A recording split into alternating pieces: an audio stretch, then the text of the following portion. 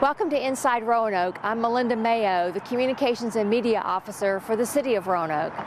Today we're here at Franklin Road Bridge to talk about the grand opening of the bridge. We're also going to learn about Global Harmony, our new public art, and a lot more, so stay with us.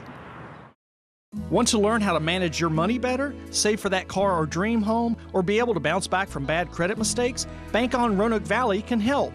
Bank On works with local banks, credit unions, and local governments to offer free classes at local libraries in our community. It's easy, free, and it's happening right where you live. Check out the calendar of classes or sign up at bankonrv.org or call 777-4200 for more information. My guest is Luke Pugh. Luke is the city engineer. Today we're going to celebrate the fact that Franklin Bridge is open. Franklin Road Bridge is open. Tell us a little bit about this project. When did we open the bridge? We had our ribbon cutting on Friday, March 22nd. Had a lot of folks out, a lot of our community leaders, a lot of the stakeholders, a lot of the people that help with the bridge, and the neighborhood was represented. So I had a lot of folks here to help us open the bridge and had a great time, and really kicked off inaugural phase of this bridge, a really great asset for the city of Roanoke and something that we can all really be proud of. We even had some bicyclers come, didn't we? Yeah, we did. We had some bicyclers come over the bridge at the beginning and put a nice touch on the ceremonies, and one of the things we really strive for in the bridge was to provide those type of pedestrian accommodations. The bridge was widened to provide both sidewalks on both sides and bike lanes on both sides. So really nice touch to kick off the ceremonies. How long did it take us to build this bridge, Luke? We started in January 2017. It took us a little over 2 years, so it was about 2 years and 2 months, and opened it on March 22nd, 2019. And there was a cost involved, right? Yeah, well, the cost was approximately about $14.5 million, which was shared between the City of Roanoke local funds and also some VDOT local revenue sharing funds, which were from the state. Okay, so the bridge has wider lanes. It has some art on it too, doesn't it? Yeah, one of the nice things about this bridge is we have some nice gateway pillars as you come to the bridge. At night they're lit up along with the other roadway lights. Really adds a nice touch. The artwork was actually a call to artists that we put out for the Old Southwest neighborhood. They really were engaged in the art process. They went through a selection process and picked the artwork, which really represents the Old Southwest style. So when you look at the art, it represents a lot of the ridge lines and a lot of the architecture contained in Old Southwest. So really nice touch to the project. That's cool. Why do you think this project is so important to this community? The bridge really provides a gateway link between Old Southwest and one of the newer emerging areas of the city, the biomedical facility. So that link, having the pedestrian link and having those accommodations is really important. But it is also really a commuting route also. We have a lot of folks from South Roanoke and Roanoke County and Franklin County use this bridge to access downtown. So it's a really convenient link between the south part of the city and direct access to downtown. Luke, who are our partners in this project? We had a wide variety of partners. Of course, we had the general contractor, Allegheny Construction, which built the bridge. We had AECOM, which was the design firm that went through all the preparations for the plans and specifications. The lighting, actually, the roadway lighting was actually designed by Appalachian Power Company. Okay. Then we had Norfolk Southern was certainly a big partner in this. Anytime we had to do any type of work near the tracks, we had to inform them, have one of their flagmen on site. They were really cooperative, provided a lot of good input on the project. We're able to actually separate the trains when we needed to work on the piers. We weren't allowed to work on a train over top of a train, so they actually would physically separate the trains to allow us to come in and work, which was critical to the bridge project since this spans 10 tracks. Also, we had some testing firms. Froll F&R was our testing firm that did all the materials testing. So there was almost 20 million pounds of concrete in this bridge. Wow. So we did over 700 concrete pours. So each concrete pour we would test, make sure the mixture was right, make sure we had the right entrained air, had the right water to cement ratio. So a lot went into the project. A lot of folks contributed to it.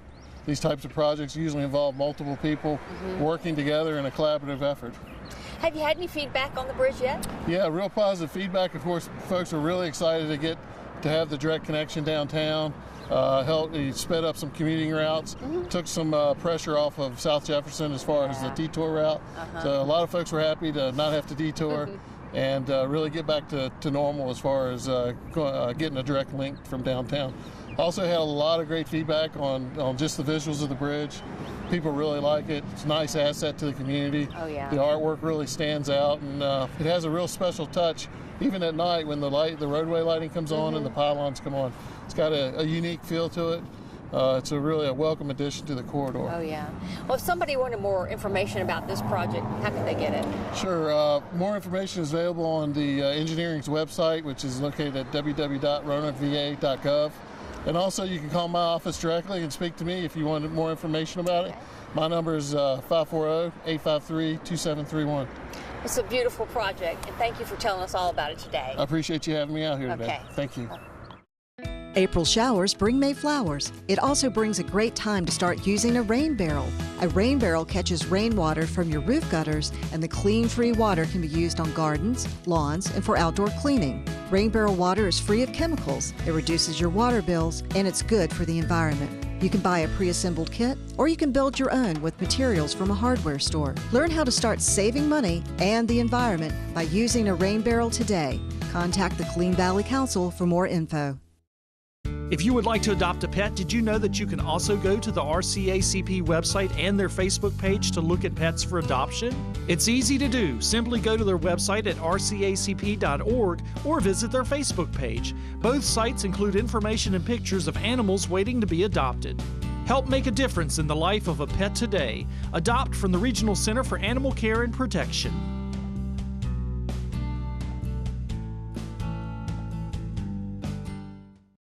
I'm here with Tanya Pickett, and Tanya is our Neighborhood Services Coordinator. Tanya, we want to talk about Neighborhood Month. I know we have a lot going on in the city of Roanoke. There's lots of activities, but Neighborhood Month is kind of a special thing. When is it? Tell us the purpose behind Neighborhood Month. Okay, thank you, and thanks for having me here. Sure. Neighborhood Month takes place annually during the month of May. However, this year a lot of events are starting early, some as early as April 6th. And the purpose of Neighborhood Month, it's a celebration of the city neighborhoods where they can celebrate with the greater community and take pride in their neighborhoods by hosting events that kind of capture the neighborhood essence. Okay. And it's a time where you can go outside of your neighborhood to other neighborhoods and visit and bond with with your family at other neighborhood events. Well, tell us, what kind of events are we talking about? What sort of things do they do during Neighborhood Month? We've got a lot of fun things planned this year. The first one starts April 6th in Southeast with Clean Valley Day. And in partnership with their Clean Valley Day, they are actually unveiling a love sign from the I Heart Southeast campaign on April 6th. And then on April 20th at Grandin Village, they're having a big Earth Day celebration. So you can bring the whole family out, and there will be a lot of events. Okay. And then we have the famous Melrose Rugby Fish Fry. I've heard about that, which will be on Friday, April 26th at 11 a.m. Okay. So everybody better come out to that. We have the Greater Grandview Yard Sale, April 27th. And then we have the Mega Airlie Court Yard Sale that's happened for 20 years, and they call it the 24-block yard sale. Right. But this year it goes to 36 blocks. Oh my goodness. And then we have the Gainsborough Southwest Neighborhood Block Party, which is a big hit on Saturday, May 18th. And then May Day, Melrose Rugby is going to finish off with another event at the end of May with a May Day celebration where they'll actually be wrapping the maypole. Okay. And that'll be on May 25th. So those are the ones we know about. There may be others added, right? There are several groups that are still planning their events, and as soon as we get that planned, I will be adding them to the Office of Neighborhood Services Facebook page as well as the city website. So the city doesn't host these, the neighborhoods does, is Correct. that right? The neighborhood watch groups and associations host and plan the event. The Office of Neighborhood Service is more just kind of like their marketing for the event, so we can let the greater community know about it. Why do you think having Neighborhood Month strengthens our neighborhoods? How does it enhance our neighborhoods? Neighborhood Month helps build community capacity for the city. It's also a time where we can actually go to the neighborhood's table and get to know them and their uniqueness, and we get shared interactive experiences through that. That's great. Well, I know it's an exciting thing. There's a lot going on in May, and I wanted to be sure we had a chance to talk about it before it happened. Yes. If somebody wanted to go online and look to see where all the events were, times, places, tell us again how they get that information. You can go to roanokeva.gov neighborhoods page, and we'll have those listed under May Neighborhood Month. You can also go on the Office of Neighborhood Services Facebook page, and I have them on there as events where you can actually click, interested or going. Oh, good. So to get on your calendar. And you can also call me in Neighborhood Services at 540-853-1647. Well, we hope it's a successful month. I hope and so. everything I'm goes sure well. it will be. Thanks for coming and talking to us about Thank it you. today. Thanks for having me. Okay. Did you know that it takes 12 to 20 years for a cigarette butt to decompose? Cigarette butts thrown on the ground or out the window are litter, and most wash into our waterways, polluting streams and harming stream life. Cigarette butts can also be a fire hazard. Extinguish cigarette butts in ash cans and ashtrays. Litter is preventable, so remember, no ifs, ands, or buts. Don't litter. It is important for both restaurants and homeowners to help keep our waterways clean and safe. Never pour cooking oil or grease into sinks, parking lots, or streets. The oil and grease can enter our waterways through storm drains. Always try to recycle the oil and grease or put it into the trash. If you have a spill, clean it up by using a drying agent like cat litter. Never hose down spills. Keep dumpster and trash can lids closed. Restaurants should clean floor mats and garbage cans in a mop sink. It's easy to keep our waterways clean by doing the right thing. I'm talking to Jessie Kaufman, and Jessie is with the steering committee for the Local Colors organization. Jessie, we want to talk about Local Colors Festival, which is coming here soon. Tell us when and where the festival will be. The festival is Saturday, May 18th, here at Elmwood Park from 11 a.m. to 5 p.m. Okay, and what kinds of things do you do at the festival? Give us an idea. We are excited to announce we have a beer garden this year, and then we also have performances throughout the day. We have martial arts, we have dances, there are bands, there's a children's area, and most importantly, we have our food vendors. Okay, and lots of different kinds of food. People can come and experience what food tastes like in other countries, right? Exactly, yes. That's the idea. Okay, and so the attendance for this, have you all had a lot of people come in the past? Talk about that a little. It is a very successful event. In years past, we've had upwards of 20,000 people. And so a normal event, depending on the weather, is 10 to 15,000. And why do you do the Local Colors Festival? What's the purpose behind it? Local Colors. Roanoke has such a diverse and wonderful population, and so we are here to celebrate that diversity and promote multicultural understanding within the valley. Okay.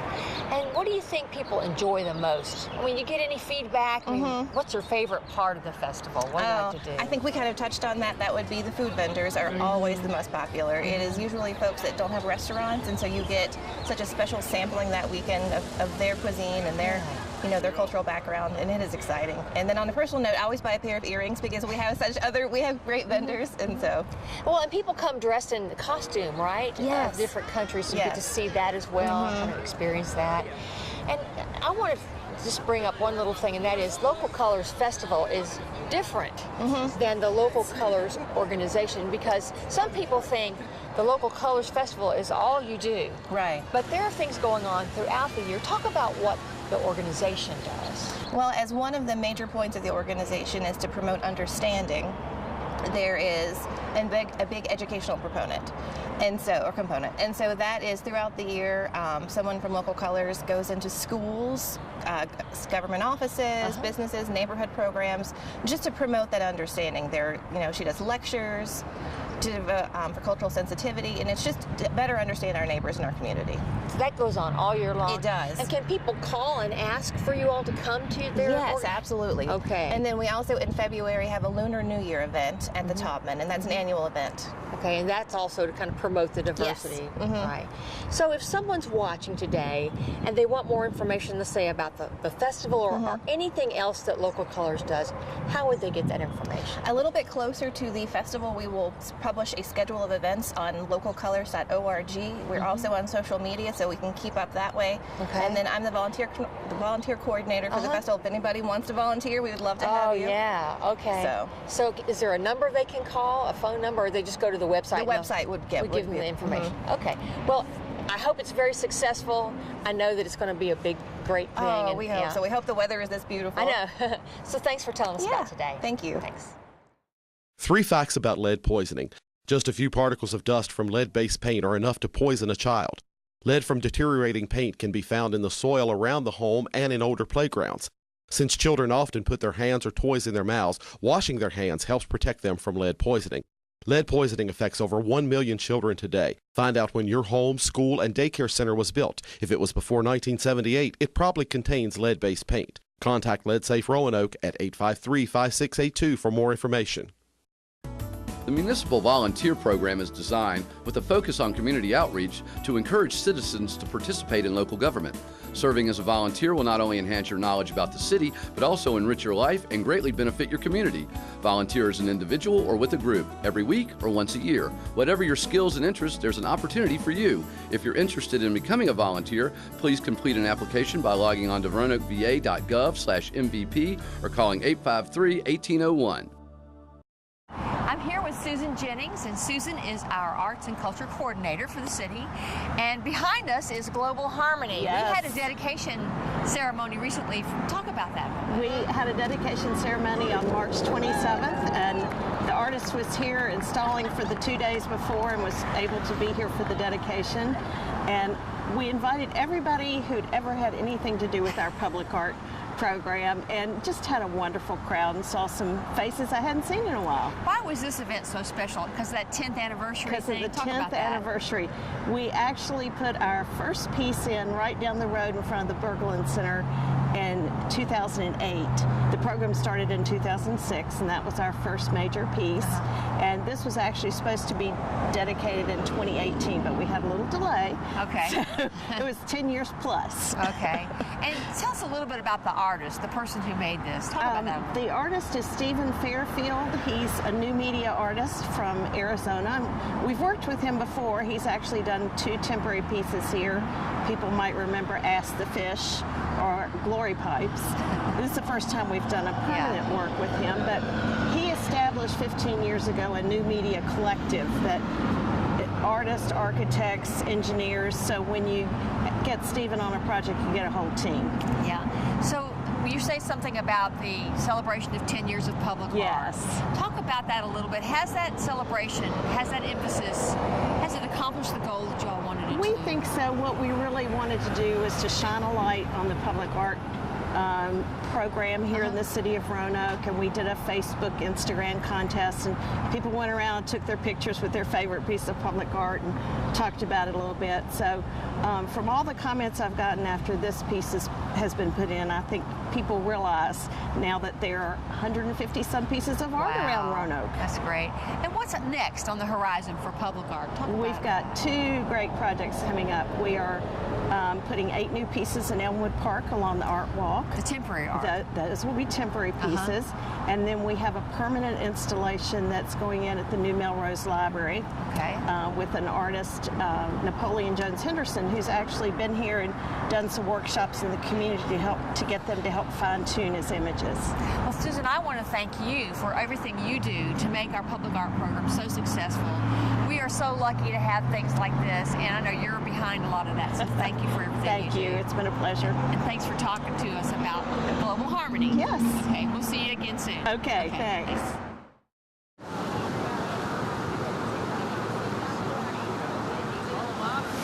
Good morning, everybody. Can you hear me okay? All right.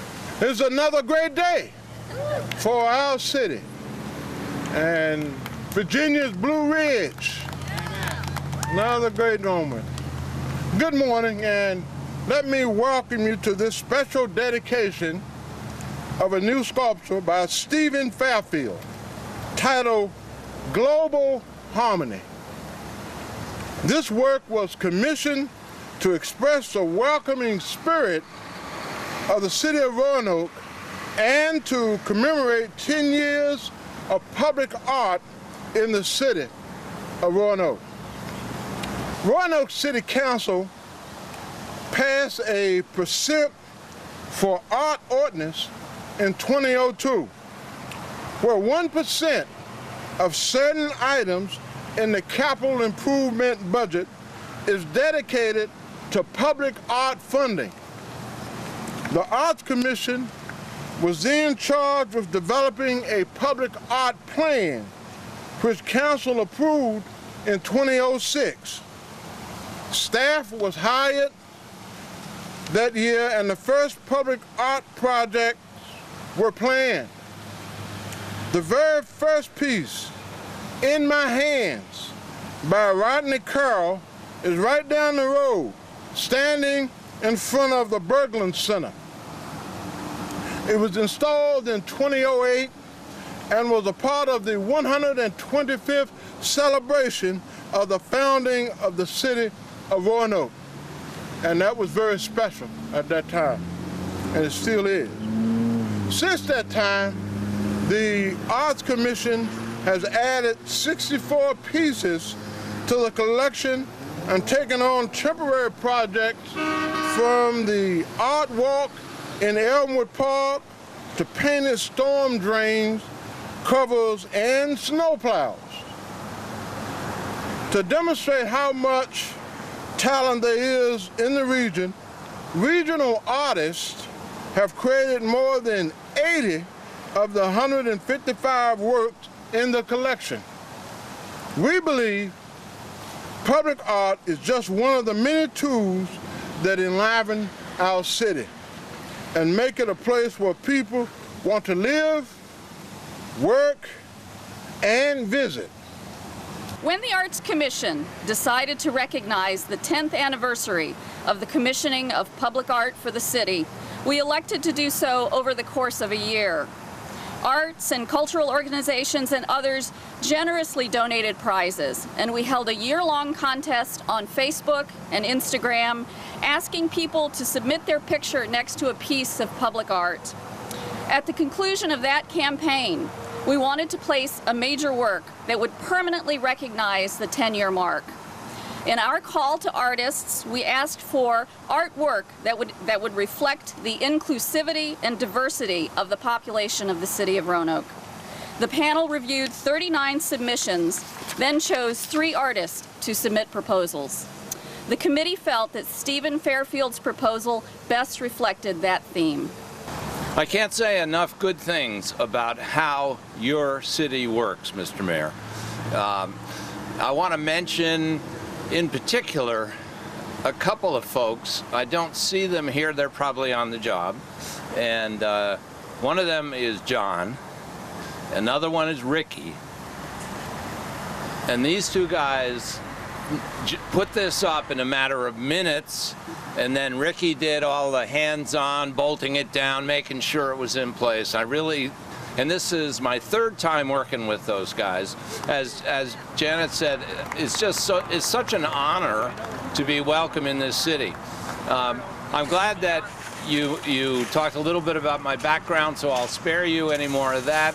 I just want to say that the city has welcomed us over the past 10 years, and as you read in the program, that's my understanding of how Roanoke is a diversified and welcoming city, and so this sculpture reflects that from a more global perspective. And just keep up the good work, and thank you for the opportunities to be an artist and to create projects that in this case are permanently installed here. So thank you for coming. 1, 2, 3.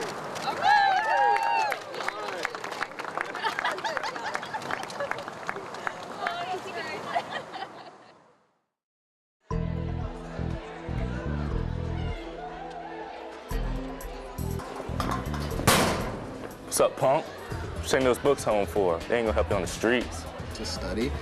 Yeah, man, you need to join our crew, aka the Cobra. Yeah, ain't nobody messing with the Cobra. I mean, I don't know. I kind of want to go to college. Nah, man. I mean, we're just having some fun. Nobody in our gang gets caught anyway. Well, I guess sure. All right.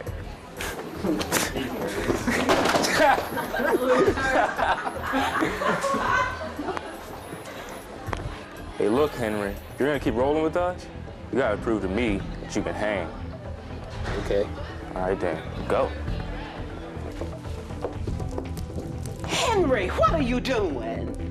Every year, over 7,000 arrests result from gang activity. You could end up just like these criminals. Is that what you want? Don't be a part of the problem. Be a part of the solution.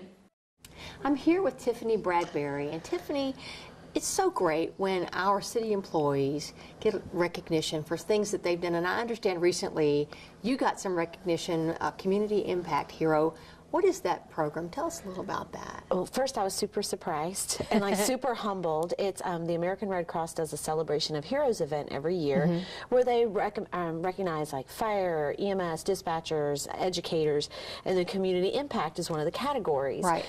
So they called me and they said, hey, you were nominated for this, for all that you do in the community for education, and we've selected you. So I was like, wow, I mean, I was super surprised. I think I cried a little. I was like, wow, it's really like amazing, especially when you're recognized by your peers. Right. It's kind of cool. And you're usually the person nominating people for these types of awards, right? Yeah, I do that. I do all of our award submissions. So, you know, usually I'm on the end of that because you know, a lot of times, especially in the fire service, they're super humble and they're like, we're not heroes, we're just doing our job. And I always tell them, well, don't steal people's joy for wanting to recognize you, so let us recognize you. So I'm usually on that end of it. So I was really surprised when I had been nominated. So it's kind of special in that the people who you usually are helping get recognized wanted to recognize you. Yes, one of our deputy chiefs, she put me in for it. It was so cute when they called me to tell me about it. It was like her and a couple of our chiefs, you know, on a speakerphone, and so it was just really, it makes you realize what you do is making a difference. Like you kind of know that, but anytime you get a little pat on the back, it's always nice. So you're not a firefighter and you're not an EMT. No. Your role, how are you involved in saving lives with fire EMS? So my job, I always tell everybody I'm kind of like a teacher. So I'm a citizen, or I guess what we call a civilian. Okay. So I'm a civilian of the fire EMS service. So I come in and I plan all of our education programs. You know, I put car seats in. Right. I'm definitely not shy. I'm a talker. I like people. So that's always good. I go to fire scenes and I'll deal with our media friends, you know, if we have them out there. So I try to prevent the fires and the incidents or the accidents that happen so our folks don't have to leave the station. So I always tell them it's kind of like I'm a teacher of safety, and I'm bossy with it. So everybody's like, I saw you on TV. I'm like, I know, I was bossy telling you to change your smoke alarm batteries. Tiffany, I know you've been with fire EMS for several years now. What do you enjoy? What's the best part of your job? Well, this year will be 14 years, really? And I can't believe it because as I'm getting older, I'm noticing how fast time goes. The favorite part of my job is definitely when I get to deal with people every day, and my job is different every day. You know, I might be talking to a group of kindergartners one day, and the next I'm talking to an older adult group and we're doing fall prevention, or I might be going to an injury and violence prevention panel, or writing a grant, or doing things like that. So it's just cool that every day is different, and that's what I love best about this job is it does feel like that you're making an impact on the community. So it was just really, I really appreciate them thinking of me. Well, we're very proud of you from the city, and we just wanted to highlight it, and thank you so much for talking about it with us today. Thank you. Okay.